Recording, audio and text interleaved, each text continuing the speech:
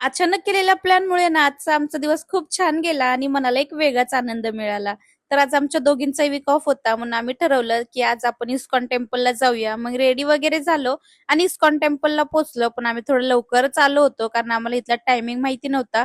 मग बाहेरचं गेट बंदच होतं आणि ते बरोबर 4ला ओपन झालं. नंतर आम्ही आतमध्ये गेलो आणि मंदिरामध्ये आल्यानंतर पण कळालं, की अजून देवांचे गेट काय ओपन झाले नाही आणि ते बरोबर 4:30ला ओपन झाले.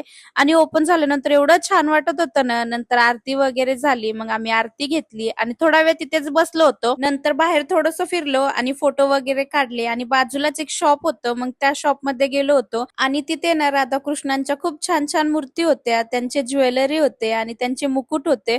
खूप छान छान वस्तू होत्या आणि आम्हाला खूप छान वाटलं ते सगळं बघून. नंतर आम्ही बाहेर आलो आणि मग तिथे प्रसाद पण होता. मग आम्ही दोघींनी प्रसाद खाल्ला आणि घरी निघालो. येताना मला माझ्या एका फ्रेंडला भेटायला जायचं होतं. मग तिला भेटायला गेलो आणि तिला भेटल्यानंतर खूप छान वाटलं.